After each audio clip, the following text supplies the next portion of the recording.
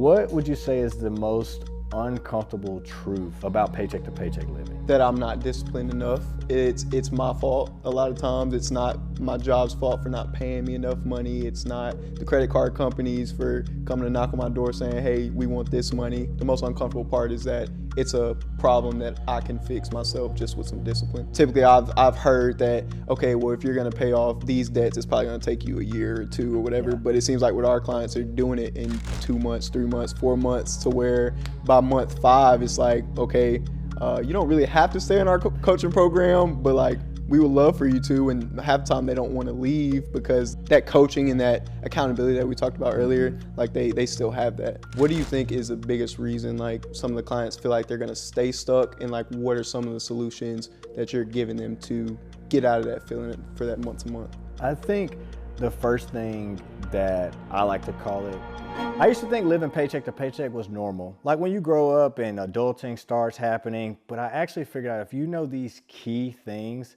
actually this can change budgeting for you. Welcome back to the channel. We're actually switching things up this week.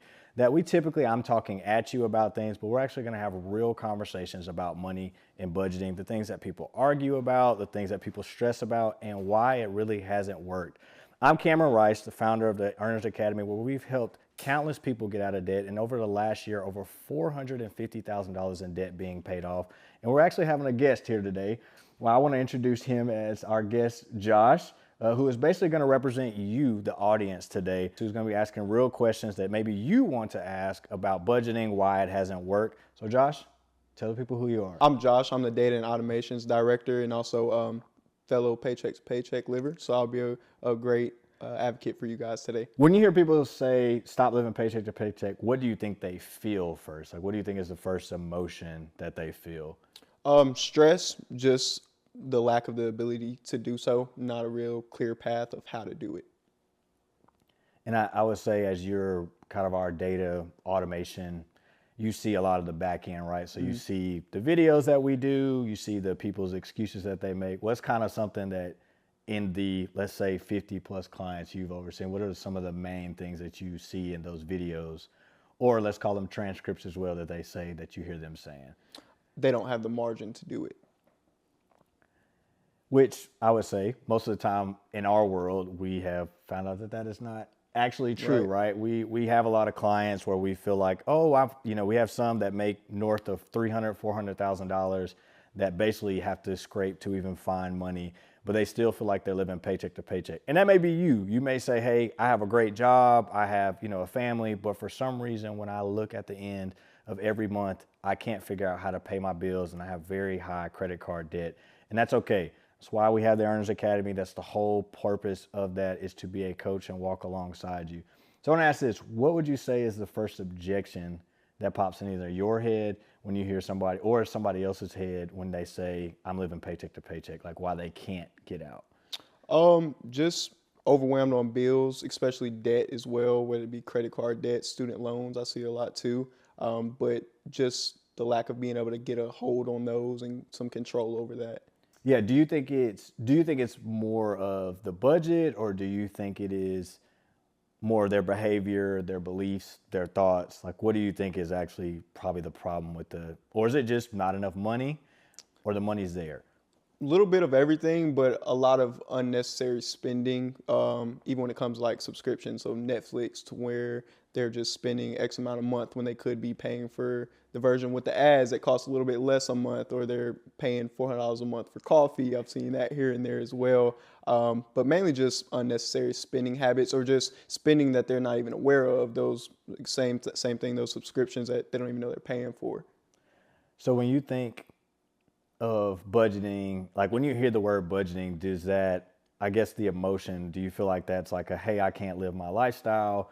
Or is that like, I just feel like I need to just take care of what, I have coming in, and I need to do better? Because I guess the reason why I'm asking that is typically we have obviously people who come in and they're like, well, I don't really want to do a budget because now you're telling me how I need to spend my money, what I need to do. Versus, no, I would say, and you could probably agree, that most of the clients we have, they still get to keep their lifestyle. Right. But do you think the average person, when they hear the word budget, that it's like, no, that means I'm eating ramen and I got to drive a 1995 Camry? Like, what do you think people, when they hear that word?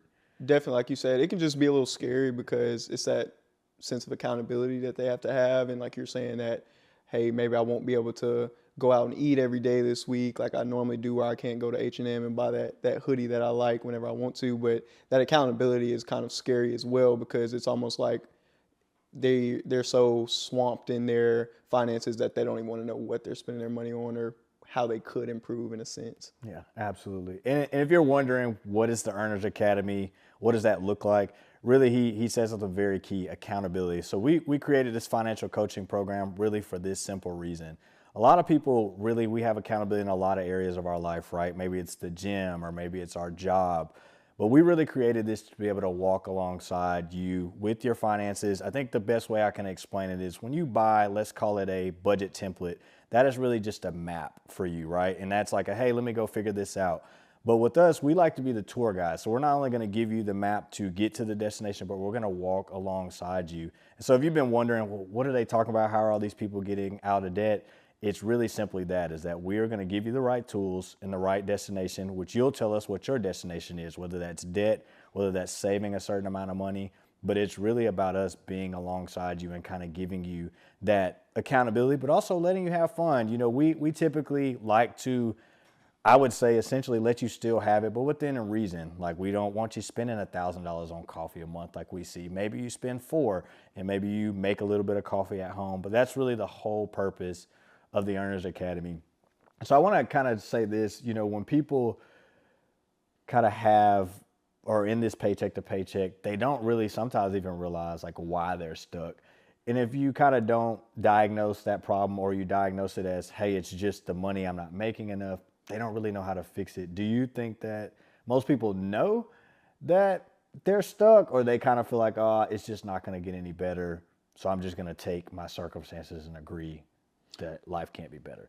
It's that, and also a sense of, well, maybe it'll get better in 2 months, 3 months down the road. Maybe I'll get a bonus at work or something to give me a little bit more breathing room. But something I noticed kind of personally when I've struggled living paycheck to paycheck is just that commingling of funds, which I'm sure we'll get into. But ever since kind of implementing our system, I've been able to kind of space out my money and know what I do have to spend and what I don't have to spend. And prior to when I was struggling paycheck to paycheck, I just didn't know what money I really had to spend. I would just know, okay, I have enough money to pay this bill, but now I don't have this money to cover X expense, but now I don't struggle with that as much. Yeah, that's good. I would probably agree that obviously it's funny because we're in the finance space, so people don't really think that we ever have been through that season or been paycheck to paycheck. I know I've had my fair share. I know my first job that I got, I was making about $13,000. Crazy. It was on food stamps. Shout out to food stamps, by the way. It was great.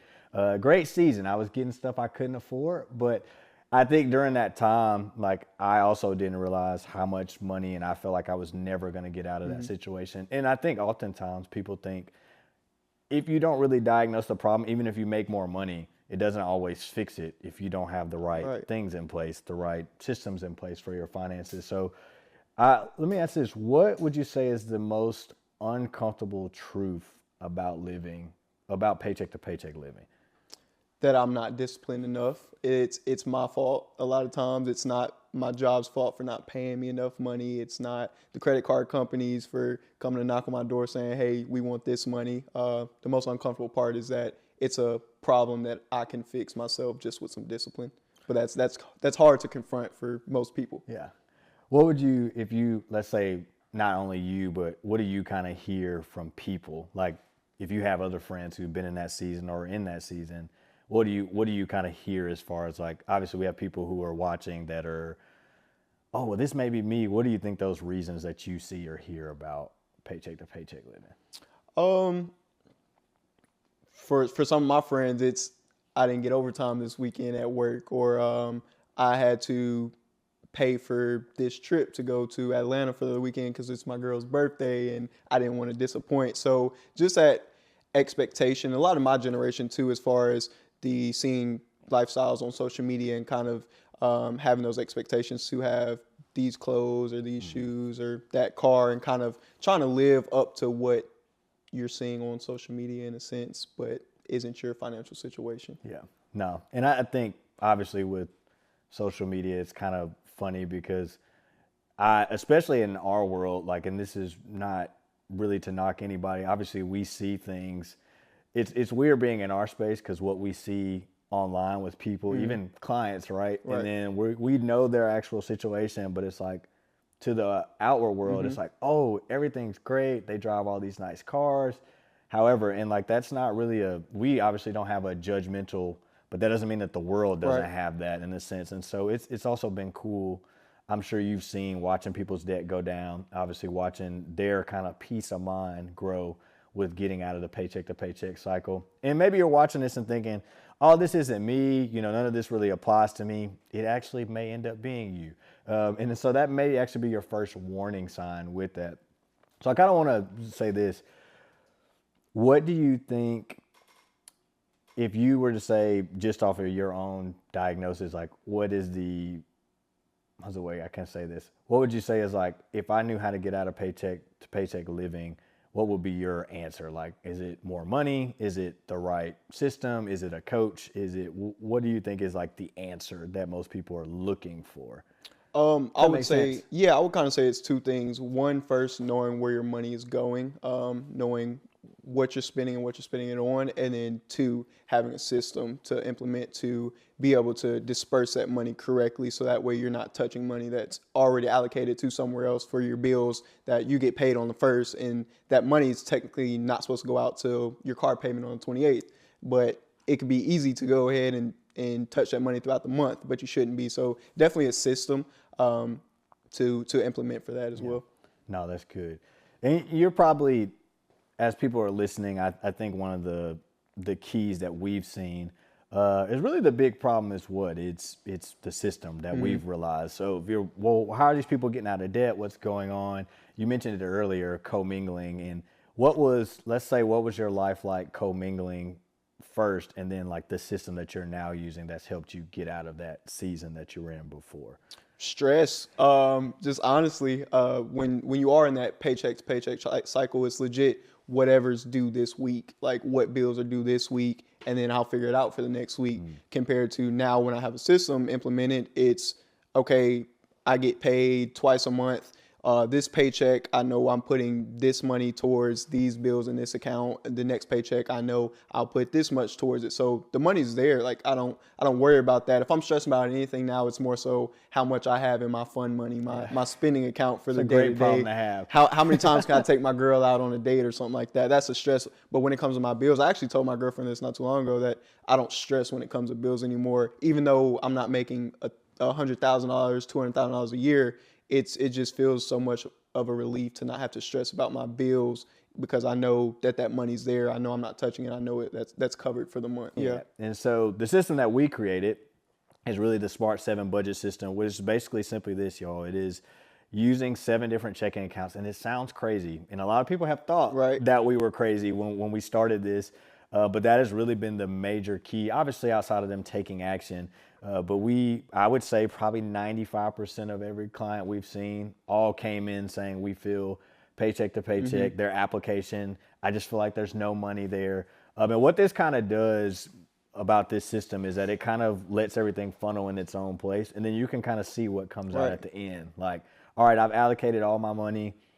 Now I know I have $500 left. So maybe I can go on that extra date, or I can travel somewhere.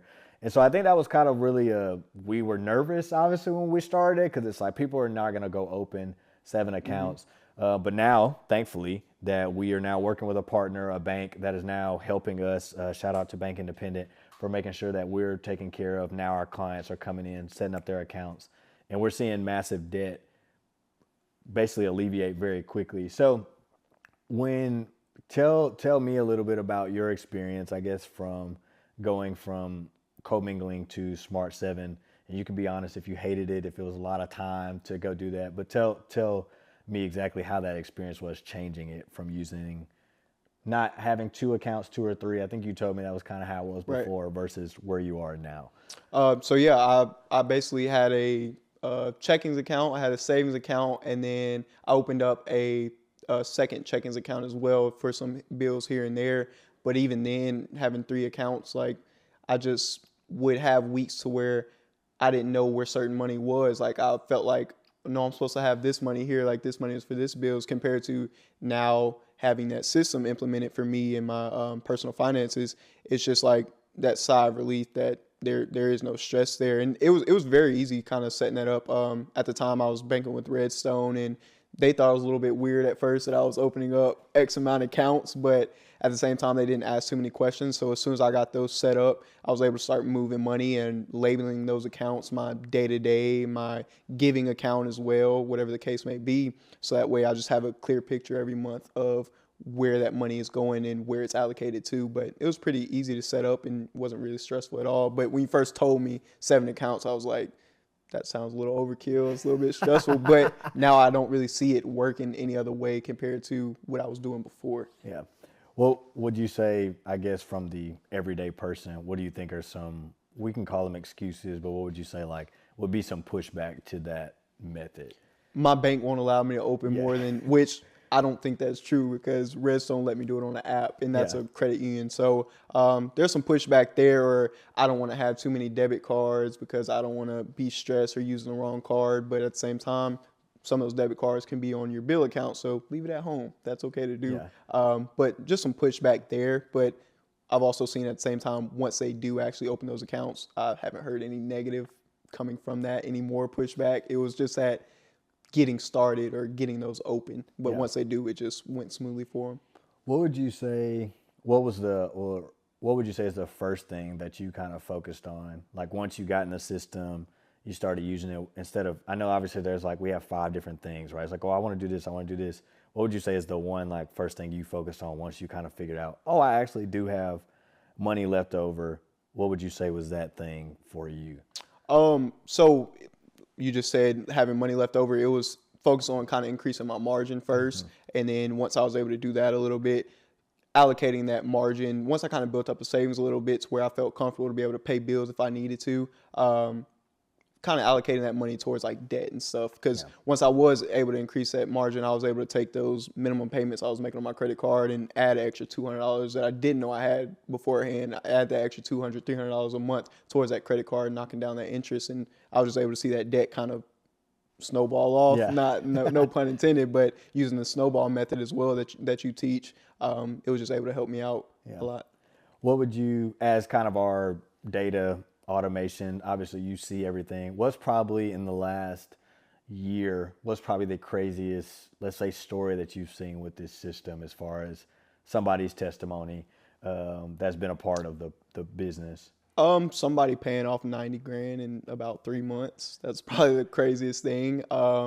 And these were clients that did seem to have the money there, like they made really good income, but at the same time they had just as many bills as income. So when it did come to their debt balance, it was kind of hard seeing how they could get that down, especially with the interest rates on that much debt and everything. But once they were able to kind of see how much margin they actually had, just watching that debt get knocked off month to month, I was like I knew we were doing something good, but I didn't really expect it to be going this quickly. And like I've kind of seen that across multiple clients, to where typically I've heard that, okay, well, if you're going to pay off these debts, it's probably going to take you a year or 2 or whatever. But it seems like with our clients, they're doing it in 2 months, 3 months, 4 months, to where by month 5, it's like, okay, you don't really have to stay in our coaching program, but like we would love for you to. And half the time they don't want to leave because they just kind of that coaching and that accountability that we talked about earlier, like they still have that.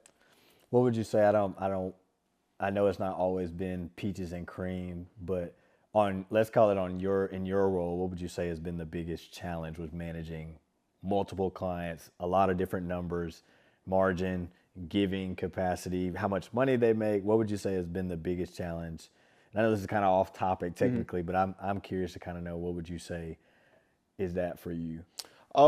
Just really tracking that progress month over month, to be able to show people how much your situation is improving. Because after month 1, you're able to kind of jump a lot of our clients to 10% margin, but okay, now it's time to tackle their debt. So being able to show that even if in month 2 their margin is only down to 1%, but hey, that's because all the extra margin that they had, that 9%, is now going to their debt. So it's kind of been challenging just to make sure we're tracking that correctly and being able to show our clients that in a visual way. But at the same time, I know they feel it when those monthly bills are coming in a little bit less and less every month. But I would say that's kind of the biggest challenge as far as that. Okay. No, that's cool. I know it's not fun, and I know we've kind of joked about being a startup and like we're kind of having to create everything really on the fly, right? So it's definitely. like, and honestly, our world, there's the, other people in finance, the Dave Ramseys, the other people that are in finance, but even we feel like we're kind of charting our own path just because it's more tailored to that person and not a, hey, you can have all this and just do it on your own type thing. But I think that's been cool to kind of us to know, hey, I'll ask you, hey, kid, what is this person paying? What did last month look like? And so you've obviously been a huge help with that. What would you say is somebody, if you had, somebody that was paycheck to paycheck, just based on your experience, what do you say is the most realistic goal in their first 30 days? If they were using our program, their system, if they're in the paycheck to paycheck cycle as well? I would say in month one, in those first 30 days, the most realistic is increasing their margin. And that's mainly because they have a lot of unnecessary spending that they don't realize, and kind of just getting that accountability from our coaches in our program, and just being like, hey, realistically, you don't need to be spending X amount out on dinner a month. Like, hey, this month, just chill out. So in those first 30 days, being able to increase that margin just to get some breathing room for going into month two. If you want to go ahead and start knocking off some debt, you can. But like, I just know having that breathing room after month one is just such a sigh of relief for a lot of our clients. Yeah, no, that's good. I think the first 30 days are probably the most crucial, just because if you are kind of a client of ours, I think the big thing we've always seen is obviously they're a little frustrated with us because we're kind of asking them like, hey, go to the bank, go open up all these accounts. And sometimes that can delay progress because I think it's been funny kind of to see is we've had people who've been a part of the program and they're like, well, hey, it's not working for me. And then we find out, not that we're so married to it, but we are at the same time because we believe in it and have seen it. But it's always almost a correlation of clients who don't move as fast as they're not implementing the system. They're still kind of, well, hey, I've got a bank account here. I've got 3 accounts here. I've got 3 accounts here, and I've got 1 here, right? And that normally doesn't work. Or even, I mean, I think it's been funny too in the first 30 days, like couples, right? We've had clients who don't bank together. And so that's always a whole nother conversation of like, well, I don't want to show her my money and I don't want to show him my money and I spend this. But obviously it comes down to accountability, right? Because now all that Target spending or all the stuff you're buying on shoes, now that's coming to the forefront. This is why you don't have margin, because you're buying every J that comes out or you're buying every new makeup brand that's coming out. And so I think that's been cool to kind of see those come together. So I think it's a great answer of what would you say, people should do in their first 30. If, I guess from you to me being a coach, what do you think more of the everyday paycheck to paycheck questions audience would want to ask? And essentially, hey, I see you're a financial coach. If you're speaking for some of your friends, I want to talk to this person or this coach. What do you think like the average viewer is going to be asking? How long will it take me to pay off my debts? They would probably ask that. How do I actually create that margin that you're talking about currently? Do I have to stop spending all the money at Target, at H&M, at Starbucks, whatever the case is? Is this going to hinder my savings account as well? Do I have to take money from wherever I do? If I do have some stored up, do I have to take some money from there? Yes. Yeah, definitely probably yes, just for the time being. But yeah, just some simple questions like that. Yeah. No, I think those are good ones. I think, oftentimes, like I said, when people come to us, they think we're going to tell them they can't ever shop again. They can't ever buy anything. Oddly enough, we actually probably end up, if we can see really their game plan. Like I actually don't have a problem with people getting, and I'm not going to encourage you to go get in a crazy amount of debt, but like even we've had clients, it's funny, our most recent story, we had a client that kind of participated in what we like to call our down payment hack, right? Where he basically had a lump sum of money, and instead of giving that money to the dealership, which used to work in cars, so you probably understand this, instead of giving that money to his dealership, he basically took the same amount and then didn't basically just put it in a savings account. And this actually just happened like this week, which was kind of cool and actually unintentional on my end. But basically, he put it in a high yield savings account and put the money there, and it bought him about 10 months of time of no car payment, right? So we took the money that would have normally been on there and we put it towards debt. Well, he's paid off a lot of credit cards. Well, come to find out, this week he literally told me the interest from the money that he had put in bought him another 2 months. So he basically got a full year with no work from like the money working from itself. And like I said, I can't even take credit that I knew that was going to happen. Right. But he stayed disciplined for 10 months, and now he basically has another 2 months of no car payment. And that was actually kind of cool because it's like, hey, if people actually buy into it, Right. the things that we're teaching and continuing to do that. And I would consider even when he came in, he felt like, oh, I'm in this, I can't get out of debt. I want to say to date, he's probably paid off close to $20,000 or $25,000 in debt. And now feels like he can make these decisions. He got that new truck, and now he can go buy a truck bed that just to kind of make his truck look how he wants to. But I think it's been cool to kind of see people, everyday people, come in who don't make, some make crazy salaries, but some make your average, 90 to 100. I say average, but that's kind of today's world. In a two parent household is $90,000 to $100,000, and they feel like they're thriving Right. now with that. When you're meeting with your clients, especially your VIP clients that you meet with virtually on a month-to-month basis, what do you think is the biggest reason like some of the clients feel like they're going to stay stuck, and like what are some of the solutions that you're giving them to get out of that feeling for that month-to-month?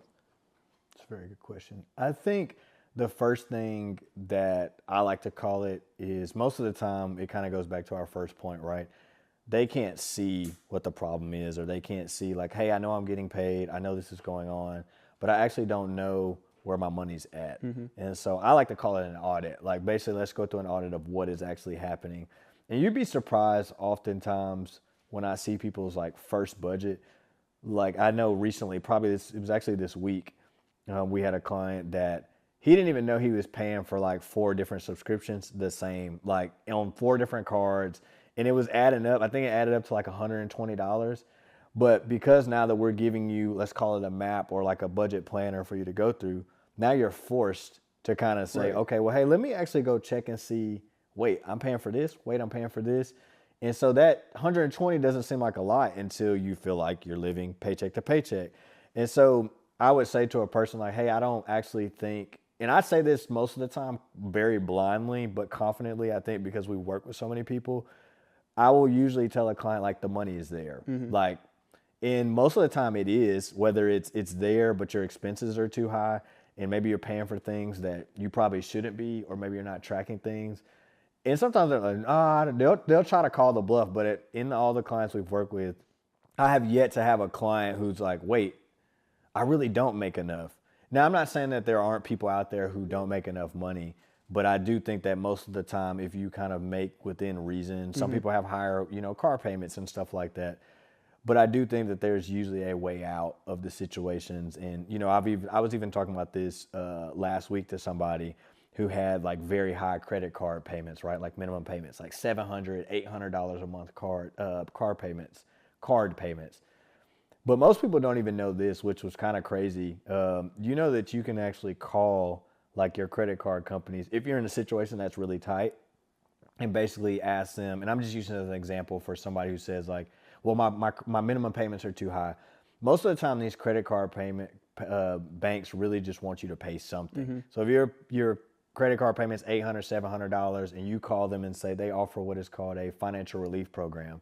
And that's basically like, hey, we're going to assist you for a short amount of time. Sometimes it's 12 months, sometimes it's 18, maybe 6. Sometimes it's maybe no interest, or it may be very low. So instead of 25%, it may be 6%. And then your payment goes from $800 to $75 or $100. Well, if you're like, oh, well, I still got to pay them. Yeah, but now you essentially have gained $700 in margin. That now, if you are smart with it, now don't go blow it on a bag or go do something stupid with the money for the time being. If you actually can take that $700 and then start rolling it into the payment that you were already paying, we've seen people get out of debt. And then by the time the period is over, like the financial assistance period, they're out of the credit card, so now they have margin again. But most people, they're not going to tell you that, right? Like American Express or Chase, they're not going to call you and offer lower interest. But most of the time, they won't really offer it until you're about 5 or 6 months behind on payments.